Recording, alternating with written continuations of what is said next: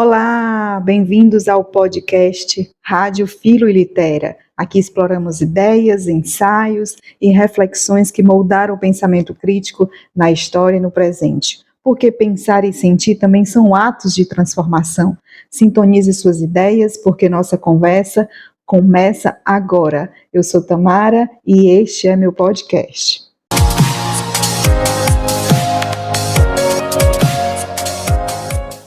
No episódio de hoje, vamos mergulhar no provocativo texto de 1995 denominado A Mentira, um capítulo das relações entre a ética e a política, de Celso Laffer. Celso Laffer é um advogado, jurista, professor, membro da Academia Brasileira de Letras e ex-ministro das Relações Exteriores brasileiro. O texto de hoje nos conduz a um labirinto de questões essenciais. Por exemplo, qual o papel da verdade na esfera pública? Por que o poder frequentemente se alia à mentira? E o que isso significa para a nossa democracia? Pois bem, vamos iniciar agora com a parte primeira, parte 1, do texto A Mentira, um capítulo das relações entre a ética e a política. É um texto do professor Laffer, como eu falei anteriormente. Então, assim, o autor, o professor Celso Laffer, ele inicia o texto logo nos lembrando de que a vida moral e a vida do poder parece nos dar a impressão que caminham por estradas meio que diferentes. Claro, que com raras convergências. E esse desencontro de caminhos entre a ética e a política e o poder, incomoda de fato a muitas pessoas. Porque muitas vezes as pessoas, elas desejam sentir práticas de virtude na condução dos negócios públicos.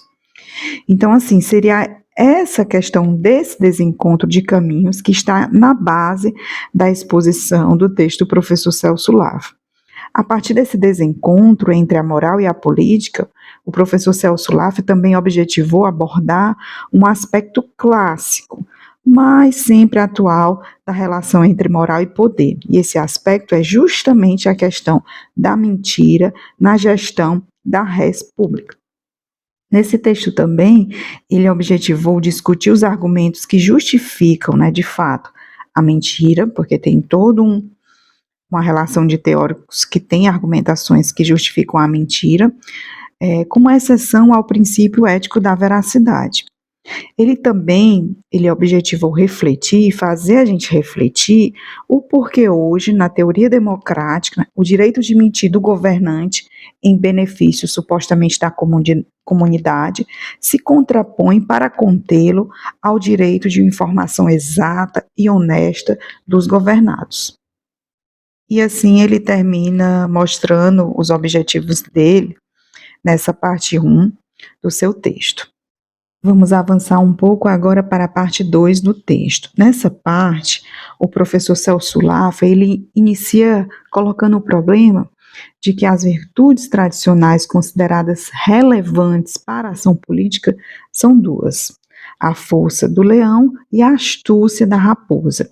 Isso meio que lembra muito bem essa metáfora, que foi utilizada pelo Maquiavel, no capítulo 18 do livro O Príncipe, E lá Maquiavel, ele sustenta que essas virtudes, elas são fundamentais para a ação do bom governante, ou seja, a ação do príncipe, Avançando na argumentação, o professor Celso Laffer, ele destaca que a veracidade nunca foi considerada uma virtude política.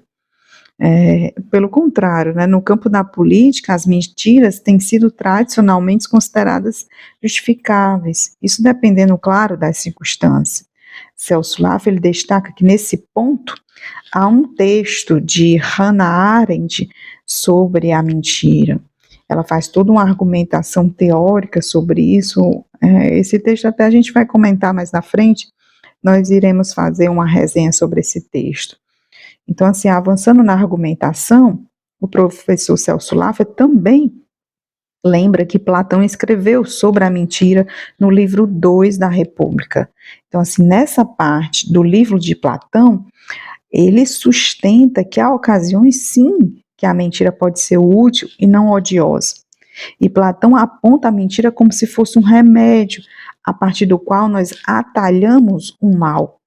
Platão diz ainda que, pelo fato do uso da mentira ser uma exceção, convém apenas que algumas pessoas façam uso desse recurso. No caso, ele destaca a figura do governante. Então, a figura do governante, para essa figura, né, é legítimo o recurso da prática da mentira. E daí o professor Celso Laffer destaca que a mentira do governante foi tida como benéfica para a comunidade. E Platão justificou isso através de toda uma linha de raciocínio, né, meio que tornando isso um lugar comum na retórica da argumentação política, ou seja, um topos. Esse topos sustentou as clássicas metáforas da arte política, que aparecem com clareza, claro, no texto platônico e são típicas da antiguidade. Só que uma coisa eu achei interessante que o professor Celso Laffer destaca, né, no texto dele. Ele fala que essa analogia entre o governante e o piloto ou o médico legitimou aquela perspectiva política ex parte princípio, né? Ou seja, que tem como fundamento a sabedoria e o conhecimento dos governantes que podem, assim, colocar deveres para os governados. Essa perspectiva ex parte princípio é a visão do soberano, ou seja, o poder social encarnado na figura do príncipe. Só que o professor Celso Laffer mostra, né, que há um problema ético entre esse suposto direito de mentir do governante e o dever da veracidade exigida dos governados. Então, assim, o Celso Laffer ele continua a argumentação mostrando que a condenação da mentira é um princípio ético tradicional. Aí daí ele vai chamar vários outros teóricos para conversar. Ele chamou Aristóteles para conversar a partir do momento que Aristóteles, no livro 6 da Ética Nicômaco, ele destaca que, por si mesma, a verdade é nobre e merecedora de aplauso, e a mentira é vil e repreensível.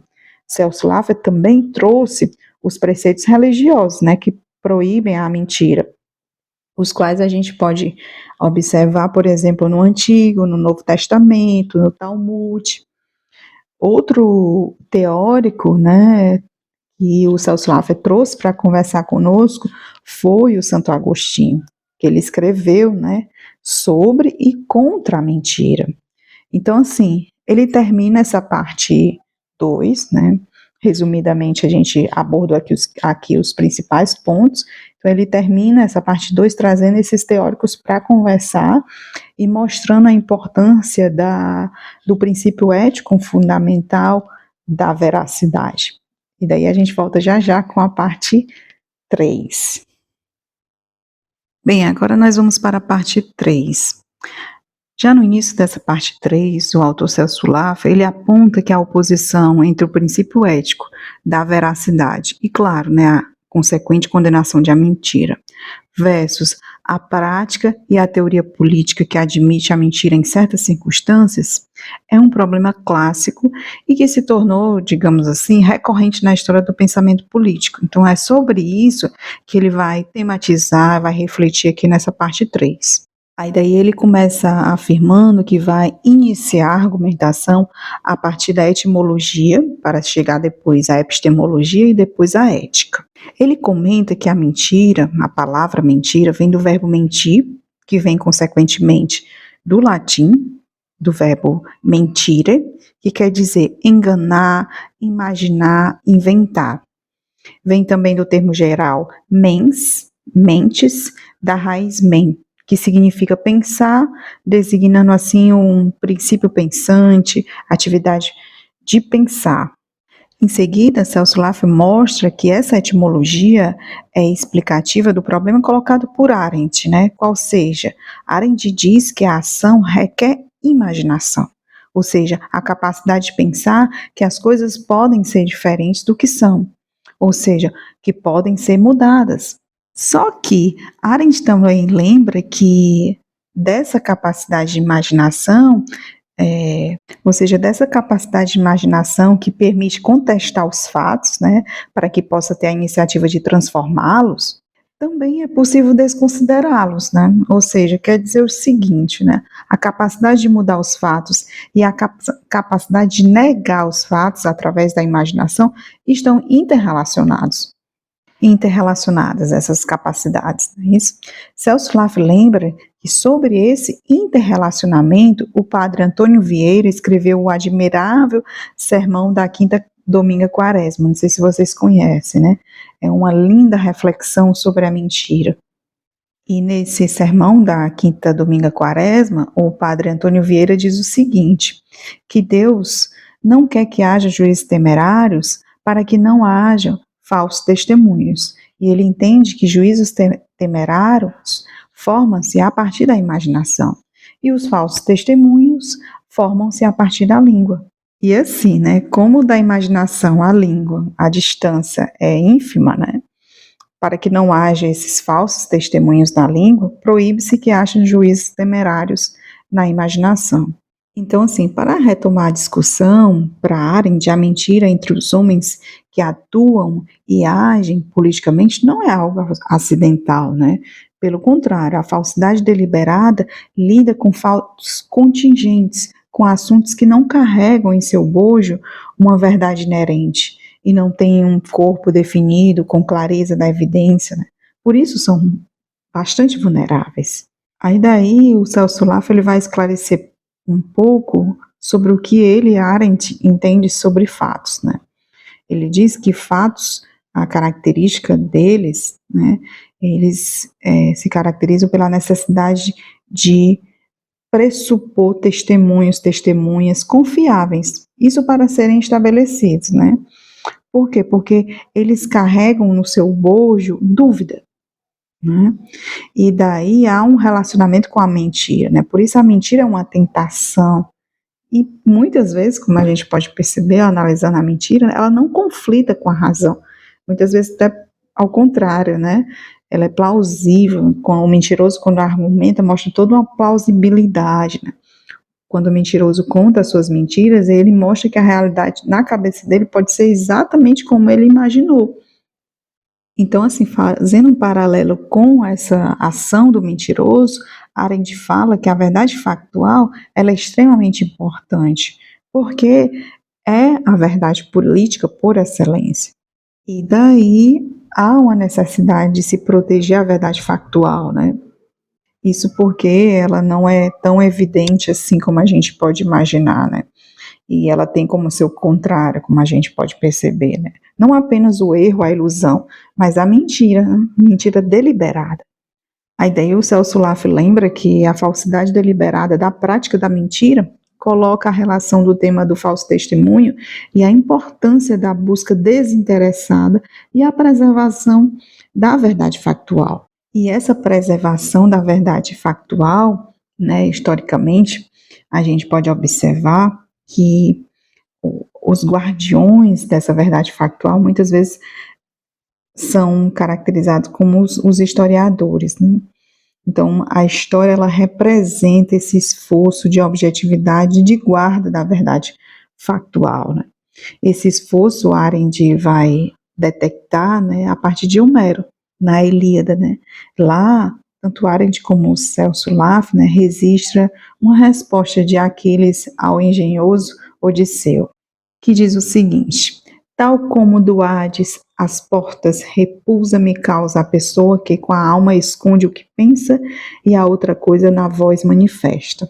Aí daí Arendt lembra que Homero, né, tanto cantou os feitos dos vencidos, os troianos, como dos vitoriosos, os aqueus. Isso, né, ou seja, essa perspectiva que Homero traz, né, a partir de Aquiles, né, inspirou Heródoto, ou seja, que é considerado o pai da história, né? Ele também se ocupou tanto dos feitos dos gregos como dos bárbaros. Tem um historiador mais recente, né, o Feinle, ele diz que a história como disciplina surgiu entre os gregos, claro, na antiguidade, isso no exato momento que se tornou independente da poesia, ou seja, dos mitos. E aí o Celso Laffer destaca, né, da imaginação, se desvencilhou, né? Por quê? Porque da imaginação se permite tanto a astúcia da mentira, né? Como também toda uma articulação de plausibilidade. E aí Celso também traz um outro historiador, que é o Ranke, que ele diz que a veracidade histórica é parte do tema do testemunho confiável, o qual é politicamente relevante. Mas aí a gente pode perguntar, mais relevante por quê? Ora, porque a confiança na veracidade funciona como um fundamento, uma fundação das relações entre as pessoas, né? Ou seja, a gente só consegue lidar com o outro a partir do momento que a gente percebe veracidade ali. E a gente pode também perguntar o que acontece em termos de confiança, né? Quando a confiança pressupõe a veracidade. Ora, sem as duas não há o agir em conjunto, segundo Laffer, também baseado em Arendt, né? Que esse agir conjunto é justamente o que gera o poder. Então, está na base desse agir conjunto, desse poder, a questão da confiança e da veracidade.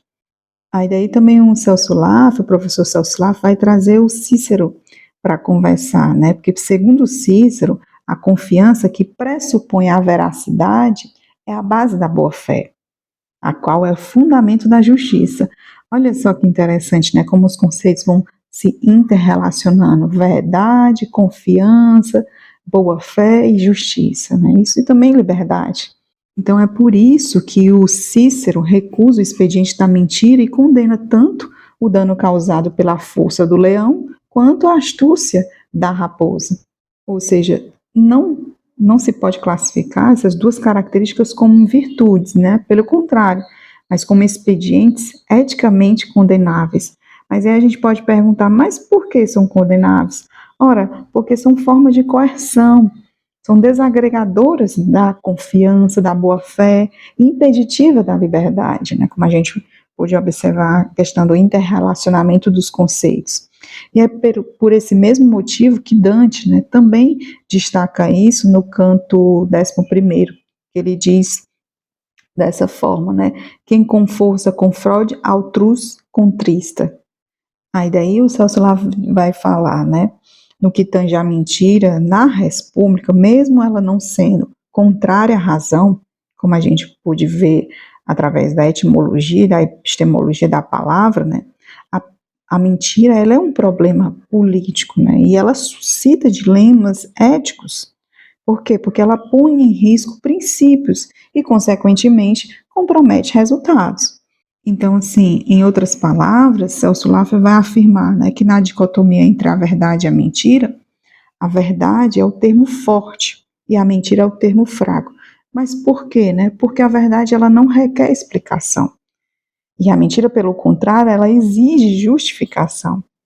Então, moralmente, né, a mentira é articulada em termos do reconhecimento de que ela é um mal menor, né? Muitas vezes, quando se mente, se diz, não, a gente vai mentir aqui para a gente atalhar um mal maior, né? Só que a gente tem que observar que mesmo o mal menor ainda é um mal, não é? Ou seja, é um mal atalhando outro mal, então é um mal.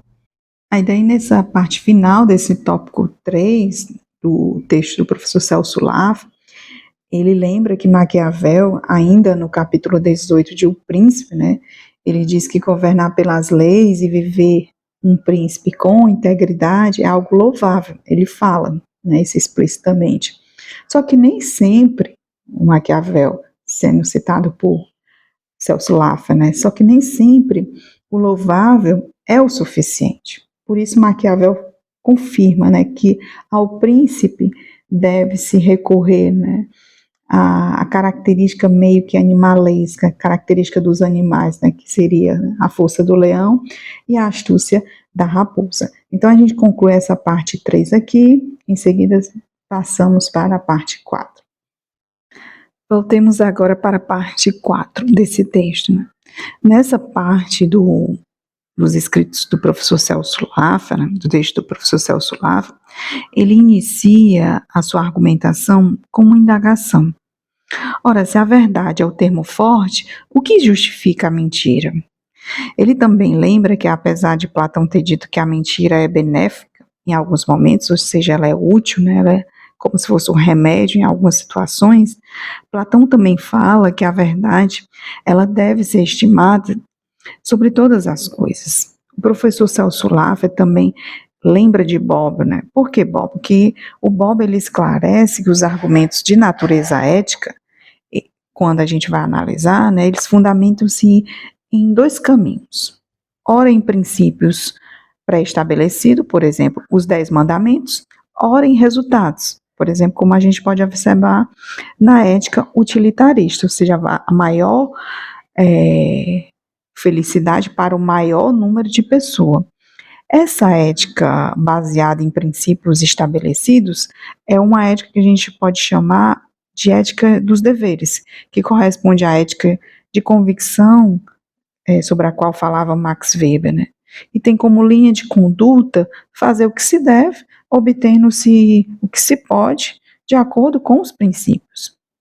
Já a ética dos resultados, ela visa a questão dos fins, como se fosse uma ética da finalidade, dos fins que deveriam ser alcançados. E assim, na ponderação entre meios e fins, né, seria aquilo que legitimaria a ética da responsabilidade. Esse tipo de ética, ela foi sustentada por Max Weber, porque Max Weber disse que, sim, essa ética aqui é a ética da política, né? E assim, né, continuando a argumentação, o professor Celso Laffer lembra que, politicamente, do ponto de vista político, a plena realização e a afirmação de uma ética de princípios significa, claro, a redução total da política moral.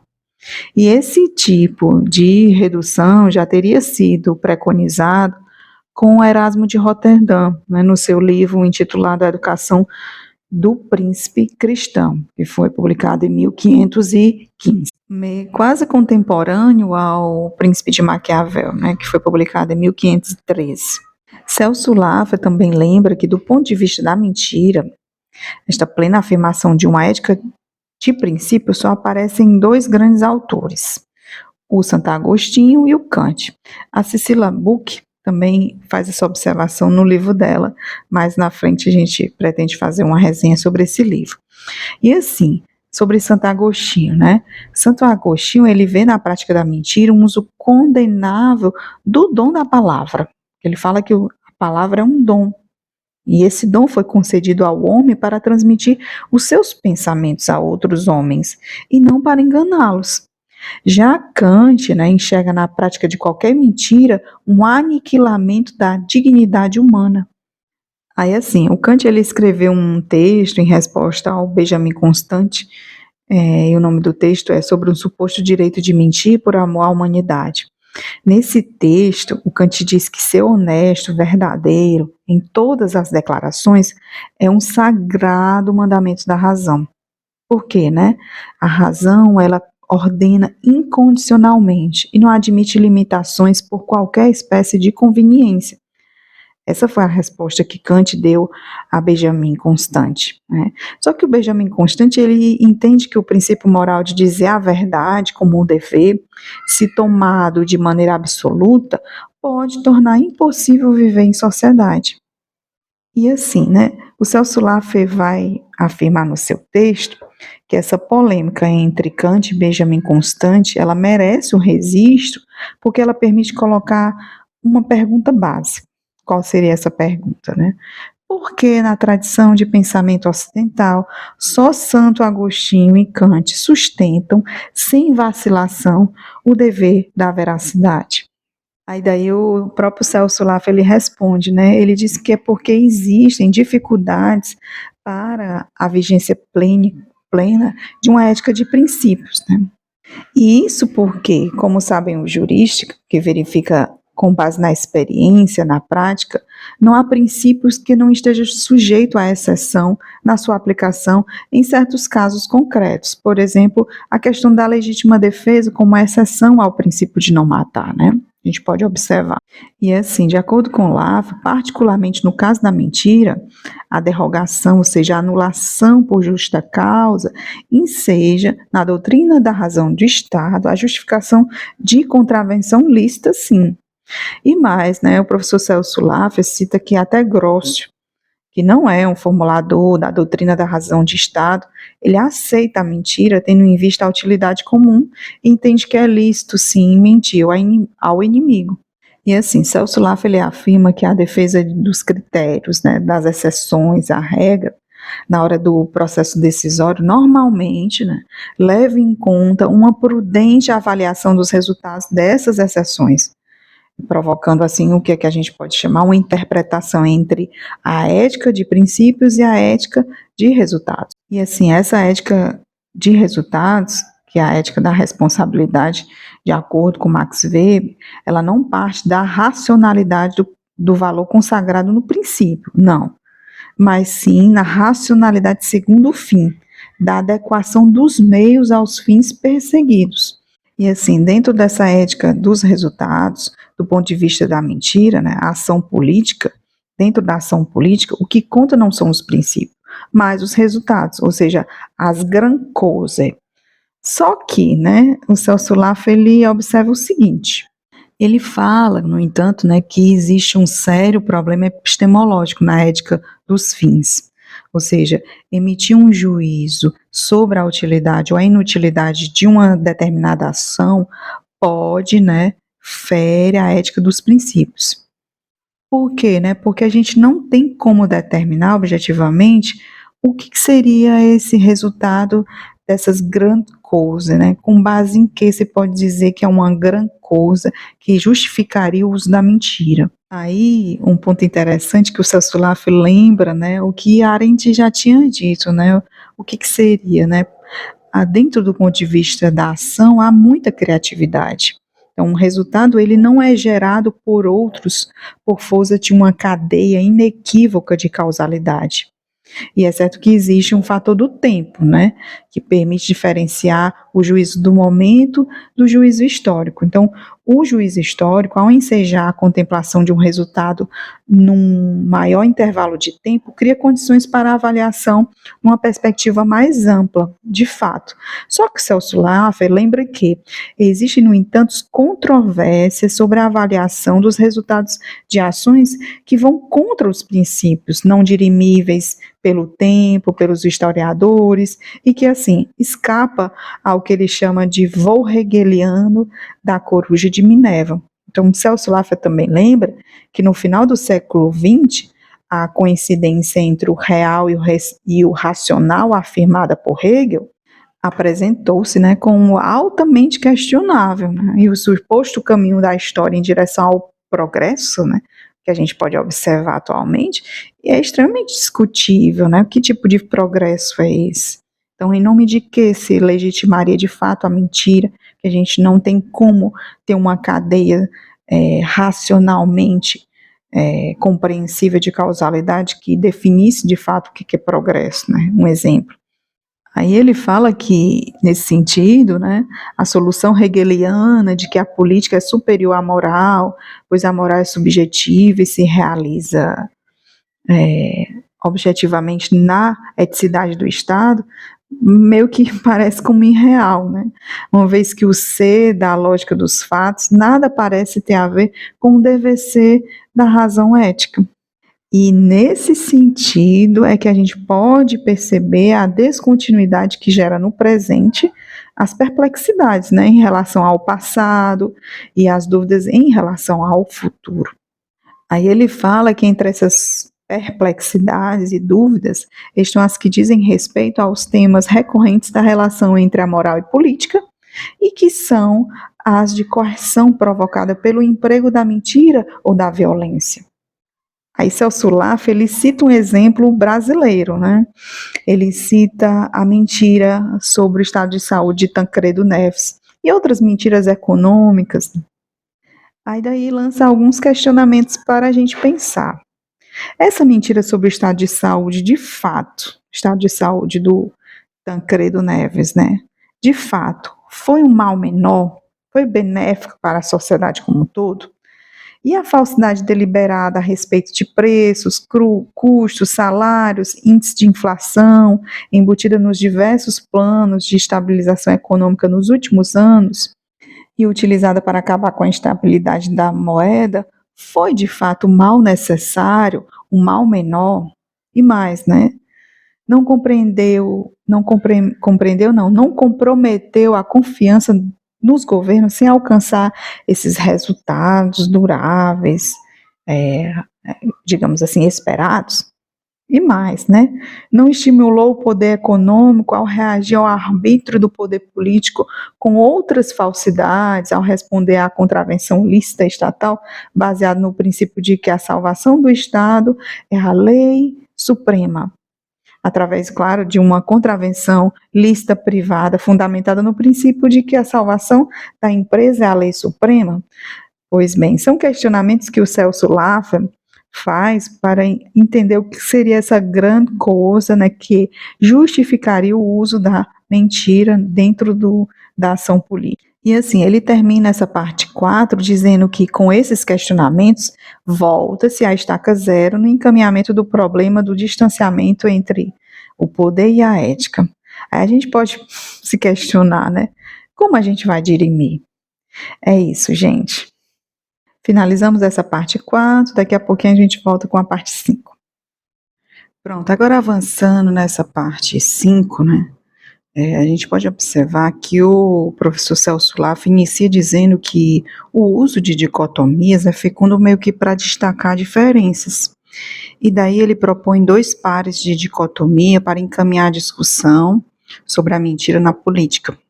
Isso no âmbito da teoria da democracia, deixando claro.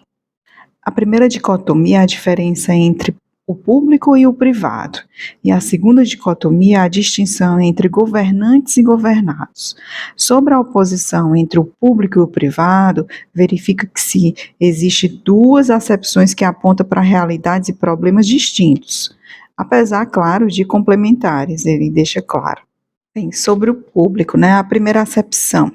O público é compreendido como aquilo que é comum a todos, a ser diferenciado daquilo que é particular a alguns. E é nesse sentido que a res pública é diferente das res privada, doméstica e familiares, né? E entendendo aqui o que é pública comum de todos, diz respeito ao interesse público, na verdade, né? E a segunda acepção é o público quando é acessível a todos, quando deve ser acessível a todos, o melhor, né? De conhecimento público, em contraposição ao que é secreto, ao que é reservado a poucos. Aí daí, a partir dessas 2 acepções, o professor Celso Laffer lembra, assim como o Bobbio fez, né, que a democracia é a forma de governo que busca integrar essas 2 acepções, pois pressupõe, né, que o que é de interesse público deve ser do conhecimento coletivo. Então é por isso que a democracia tem como regra do jogo o exercício público do poder comum. E daí, de acordo com o professor Celso Laffer, a importância numa democracia do tema da transparência do poder, não é isso? E o que é interessante é que a nossa Constituição de 1988, ela consagra essa regra do jogo da transparência, isso ao elencar no seu artigo 37 o princípio da publicidade, entre aqueles, né, que a administração pública do Brasil, em todos os seus níveis e modalidades, deve obedecer. E assim, o professor Celso Laffer lembra que o público, como o comum e visível a todo, né, enquanto ingrediente da teoria democrática, está ligado a uma nova visão da relação entre governantes e governados. Essa nova visão foi instituída, né, trazida pela Revolução Francesa e pela herança também liberal, né, a qual enxerga no indivíduo a base da realidade e que afirma que a sociedade e o Estado devem ser construídos a partir da perspectiva dos governados e não como anteriormente dos governantes, né? Aí o professor Celso Laffer lembra que, na realidade, né, a perspectiva ex parte princípio, que é a visão do soberano, né, aquele que detém o poder e busca conservá-lo, era legitimado na relação com os governados. Isso com a metáfora do piloto, do pastor, do médico, justificando assim os deveres por eles postos para os governados. Então, assim, o que é interessante que Celso Laffer também registra que essa exacerbação da perspectiva dos governantes na elaboração da teoria da razão de Estado levou o quê? Levou à afirmação de que no exercício do ius dominatio, o soberano poderia se colocar acima do direito comum dos princípios, no interesse do bem público, entendido aqui, bem público, como coletivo, mas não como o visível, que é interessante, né? Aí daí Celso Laff lembra que o ius dominatio, que dá margem à teoria dos arcana império, ou seja, né, os segredos guardados nas arcanas do império, foi predominante até então, né? E daí Celso Laff lembra, assim como o Bobbio faz, né, sobre essa questão dos arcanas impérios, dando suporte à perspectiva partes, ex parte princípio, né? Então, assim, na categoria dos arcanas surgem dois fenômenos diversos, porém complementares. Qual seria, né? O fenômeno do poder oculto, que se oculta, e é o tema clássico de segredo de Estado, e o poder que oculta, que é também o tema clássico da mentira útil, da mentira lícita. Lícita aqui porque é útil, né? Então, daí, de Celso Laff, que a communius opinio, ou seja, a opinião comum na doutrina da razão de Estado, profere o seguinte, né? Cito Celso Laff aqui explicitamente. Os governantes que detêm o poder podem e devem defender-se dos inimigos externos e internos e, por isso, têm o direito de mentir, ou seja, tanto de dissimular, isto é, o de fazer aparecer aquilo que não é, como o de dissimular, isto é, não fazer aparecer aquilo que é. Então, assim, segundo Laffer, né, os governantes estariam meio que autorizados a induzir em falsidade a opinião pública. No plano interno, né, os governantes são tratados, aliás, os governados são tratados como doentes, que precisam de medicamentos, criança, que precisa de uma superior orientação paternal, como rebanhos, que são conduzidos pelo pastor. E no plano externo, os estados podem ser vistos robesianamente, né, nessa perspectiva, a partir daquela guerra de todos contra todos, ou seja, na relação de amigo e inimigo. Só que aqui é um ponto interessante que o Celso Laff destaca e lembra, né? Ele lembra que a Declaração Francesa dos Direitos do Homem e do Cidadão de 1789, quando afirma no seu artigo 2 que o Estado é para o indivíduo e não o indivíduo para o Estado, pôs o fim a toda essa associação política e a conservação dos direitos naturais do homem, né? E inaugura o quê? Inaugura a legitimação plena da perspectiva ex parte populi. Então, assim, com essa perspectiva, os governados, enquanto indivíduos, passam a ter direitos e não apenas deveres colocados, né, pela maior ou menor soberania dos governantes. Entre esses direitos estão o direito, né, dos governados à liberdade de opinião, que está prevista lá no artigo 10, e também a livre comunicação das ideias e opiniões, que está prevista no artigo 11. Então, assim, qual seria o fundamento filosófico dessa perspectiva? É o sapere auto kantiano, né? Ou seja, o uso público da razão que enseja a ilustração. E a maioridade do homem, claro, transformando-os de súditos a cidadãos, que é muito interessante aqui a partir dessa perspectiva da ilustração com a Revolução Francesa, né? Aí daí a gente pode suscitar um questionamento muito importante que o Celso Laff também tematiza aqui nos seus escritos, né? Então a gente pode perguntar: o que está na condição de possibilidade para um juízo correto? A gente obtém como resposta, através das reflexões de Celso Laff, que o que está na base de um juízo correto, ou seja, na base da liberdade de opinião, é a exigência de uma informação exata e honesta. Por quê? Né? Porque a partir dessa base, ou seja, da informação exata e honesta, a gente pode emitir um juízo correto. E a partir disso, sim, a gente tem liberdade de opinião. Então, Celso Laff salienta, né, que o direito à informação, tal como previsto no artigo 19 da Declaração Universal dos Direitos do Homem de 1948, está correlacionado à liberdade de opinião e de expressão, ou seja, uma coisa puxa a outra. Por quê, né? Porque objetiva a igualitária participação da cidadania na esfera pública. Então, a cidadania só é garantida, sim, com o direito à informação, que seja, claro, a liberdade de opinião, a liberdade de expressão. A gente também pode se perguntar o que teria a ver o princípio da visibilidade do poder e as tomadas de decisões numa democracia. Aqui, nessas reflexões do professor Celso Lavo, ele lembra que, por um legado, claro, do pensamento kantiano, no como são tomadas as decisões numa democracia, o princípio da visibilidade do poder é constitutivo. Por quê? Né? Porque permite a informação sem a qual todos não podem formar uma opinião apropriada sobre a gestão da coisa comum. E dessa maneira, né, se exercer o poder de participação e controle. Então, assim, com essas reflexões, a gente pode concluir aqui nessa parte do texto de Laffer, né, que o direito à informação dos governados contesta o direito de mentir dos governantes, o qual foi forjado, né, pela tradição da perspectiva ex parte princípio, ao impor a verdade que, nesse contexto, para recorrer de alguma forma, né, à liberdade que falava São Tomás de Aquino, é uma igualdade que se contrapõe a mais dos governantes e ao menos, claro, dos governados. Então, assim, por isso, disse Celso Laffer, numa democracia, teoricamente, a publicidade e a veracidade são a regra, e o segredo e a mentira são a exceção. Então é isso, gente. A gente conclui aqui essa parte 5, né? E posteriormente vamos caminhar já para o final do texto com a parte 6. Até mais.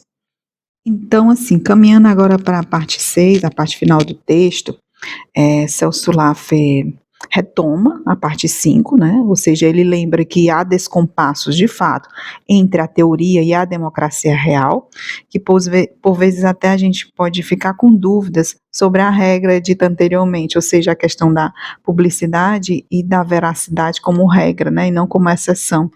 Então, é por isso que o professor Celso Laffer diz que é indispensável esta regra para a democracia, porque a democracia ela convida a uma relação de complementariedade e não uma oposição entre a ética e a política no que tange ao problema da mentira. Então, assim, nessa parte 6, o professor Celso Laffer, ele lembra-nos que a democracia, ela se caracteriza, como bem apontou por Kelsen, né, por um regime, né, baseado no respeito pelo outro, e 2, pelo princípio da legalidade, do controle, da responsabilidade do poder. E isso exige que os governantes sejam expostos à luz pública para o quê, né? Para o efeito específico das avaliações dos governados. E isso meio que contrasta, entra em contraste com aquela visão de autocracia, né, a qual se fundamentava numa hierarquia paternal, da desigualdade. E também se fundamentava na autorreferência solipsista da vontade de soberania, para a qual o ideal de poder é o poder do governante, enquanto ser invisível, que tudo vê, mas nada mostra. Interessante, né? Então, essa nova visão de democracia contrasta, de fato, essa visão de autocracia. Aí daí, Celso Laffer lembra, né, que é por isso que a diplomacia na Idade Moderna tinha como nota o quê? O segredo, a dissimulação, e essas duas características, né, emanavam do poder pessoal do soberano absolutista, que não prestavam contas, né, aos seus súditos, da sua ação e da ação dos seus agentes. Então, assim, o que eu achei interessantíssimo, né? Será com Kant que a gente vai ver uma contestação dessa tradição da razão de Estado, né? Porque o Kant vê na publicidade do poder, também no plano internacional, um caminho para a paz, não é isso? E o Kant, ele identifica que uma das causas da guerra, ou seja, o arbítrio do soberano não democrático, é aquele que ignora a vontade dos governados. Então, é por esse motivo, né, que se estabeleceu uma relação entre a democracia interna e a paz externa. E que uma das notas da diplomacia de país democrático é a propensão a uma diplomacia aberta, ou seja, visível, pública. E outra coisa interessante é que porque a gente pode perceber que a democracia ela se baseia no princípio da confiança e da boa-fé, e não no medo, né? Ou seja, a democracia ela sucumbe quando a esfera do público perde a transparência e se vê meio que permeada pelo segredo, pela mentira. Ou seja, que é quando a palavra esconde e engana em vez de revelar, conforme o princípio ético da veracidade. Aí Celso Laffer traz um ponto interessante sobre a questão da violência, né, sobre a qual falou Arendt, né, que a Arendt fala que essa questão da violência, dessa desconfiança do poder, surge a partir da hipocrisia e da mentira dos governantes. Então, assim, da mesma forma, é a mentira dos governantes que gera o ceticismo e a impotência dos governados, os quais não têm base para agir, sem usar alicerce da verdade dos fatos. Por isso, a verdade dos fatos ela é tão marcante para as democracias atuais.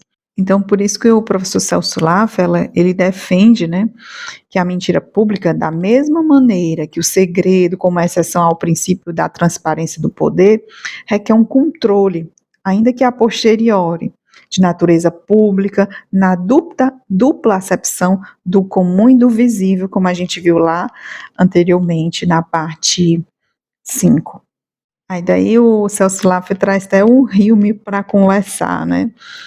Porque ele fala, né, quem busca uma justificação moral para argumentar a quebra de um princípio, isso Hilmer falava, né, deve sair da sua situação privada e particular e precisa escolher um ponto de vista comum a ele e aos outros. Então, assim, a justificação moral, ela não é uma autojustificação que se faz em segredo. Ela requer o teste da publicidade, que é o princípio moral mais ligado à veracidade, como apontou Cecilia Buck, né?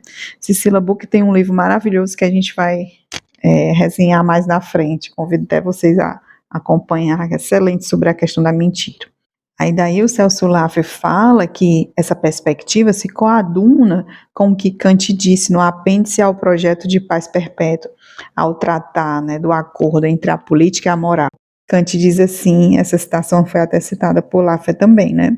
Abre aspas, todas as ações relativas ao direito de outros homens, cuja máxima não é compatível com a publicidade, são injustas. Fecha aspas. Celso Laffer também afirma que a mentira pública, como exceção, ela requer uma avaliação pública de seu emprego, porque, né, através do acesso no tempo do direito à informação, que constitui, assim, um antídoto para o abuso do poder.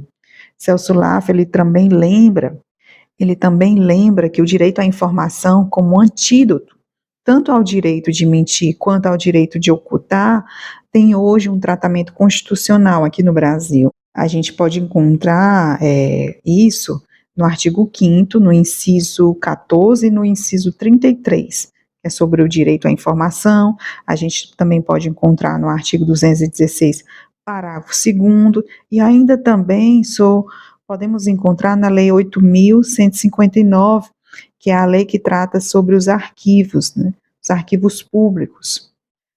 Os arquivos públicos como um instrumento de apoio à organização do Estado e da sociedade. Então, assim, continuando nas suas colocações, o professor fala, né, que o direito à plena informação da cidadania, ainda que em certos casos defasados pelo tempo, é mais do que um instrumento jurídico necessário para o quê? Né? Para domesticar a propensão a esse realismo do poder do príncipe. É como um meio de conter as mentiras dos governantes, ou seja, é uma expressão da justiça. Então, a justiça tem entre os seus componentes inenarráveis o valor da igualdade. Então, assim, o valor da igualdade foi atualizado na teoria democrática, né? A qual, né, historicamente, afirma o primato da veracidade na república, ao pressupor como norma geral de convivência humana e politicamente ordenada a reciprocidade.